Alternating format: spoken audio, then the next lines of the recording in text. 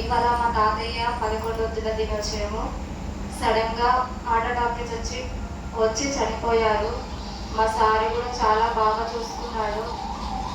Sir కూడా అందరికీ చాలా మంచిగా ఉన్నాడు, అందుబాటులో ఉన్నాడు. కానీ సడన్గా మా తాతయ్యకి అలా వస్తారని మేము అనుకోలేదు.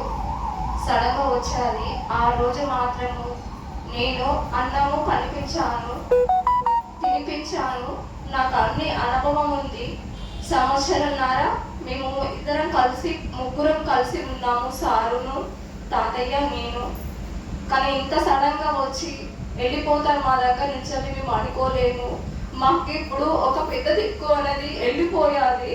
కానీ ఇప్పుడు సారు అందుబాటులో ఎక్కువ రాలేడు, కానీ చూసుకోడు అని అనుకుంటున్నారు అందరూ.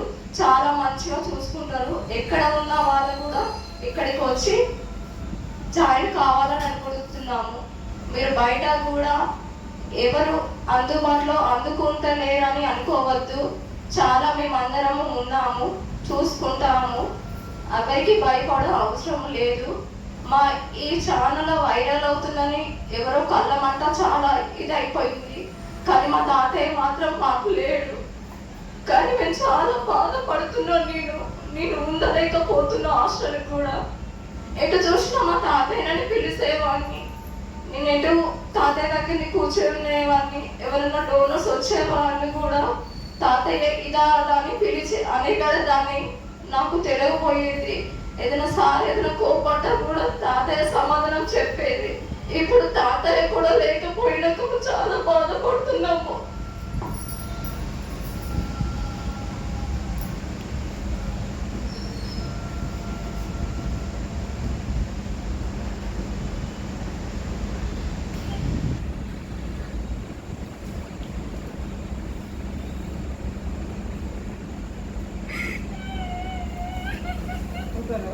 ఓకే.